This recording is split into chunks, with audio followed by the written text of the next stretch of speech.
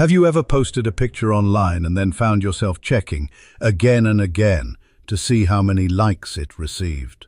Or perhaps you've left a conversation, replaying it in your mind, worrying if you said the right thing, if they liked you, if you made a good impression. This hunger for approval, it's like drinking salt water. The more you drink, the thirstier you become. We believe that the next compliment, the next promotion, the next sign of validation will finally quench that thirst. But it never does. It only creates a deeper, more profound craving. And in this endless chase, we leave something precious behind: our own peace. I remember a young man who came to the monastery some years ago. He was brilliant, successful by the world's standards, but utterly exhausted. He told me, "I feel like I've been living my life on a stage, performing for an audience whose faces I can never quite see, and I'm so tired of forgetting my own lines." His words have stayed with me because he named the universal ailment. We become actors in a play written by others, and we lose the script to our own inner truth. You see, the need for approval is rooted in a beautiful but misguided survival instinct. In ancient tribes, belonging was everything. Exclusion meant death. But today, the tribe is endless. It's your social media followers, your colleagues, even strangers on the street. Your mind hasn't caught up to the fact that you are safe, that your worth is not contingent on this constant, external validation. So how do we step off this exhausting stage?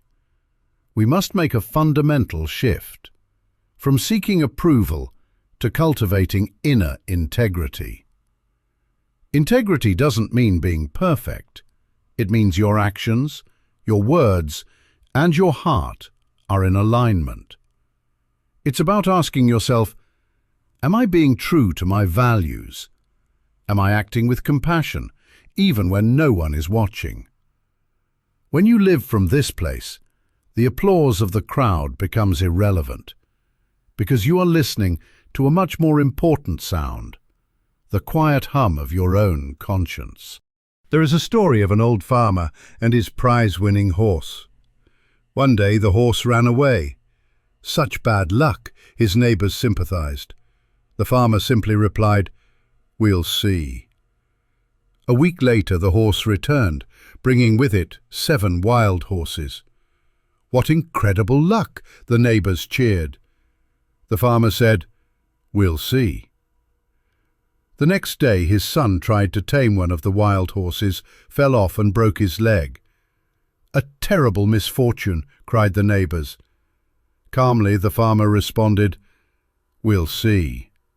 Soon military officials came to the village to conscript all young men for war, but they rejected the farmer's son because of his broken leg. The farmer was free from the judgments of his neighbors because he was not attached to their labels of good or bad. He was rooted in a deeper peace, a trust in the unfolding of life itself. He was not chasing their approval for his good fortune, nor was he crushed by their pity for his misfortune. His peace was independent of their opinions. Your peace is your responsibility. It is the one sanctuary no external event can destroy unless you grant it the key.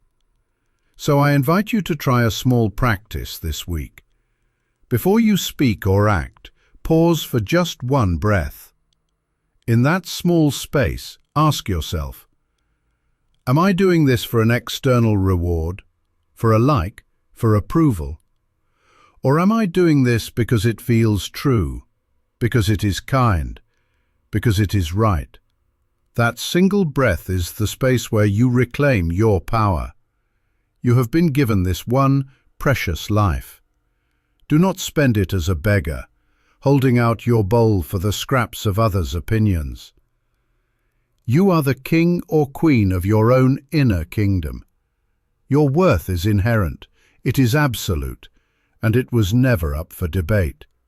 You deserve to feel the profound, unshakable peace that comes when you stop performing for the world and finally come home to yourself.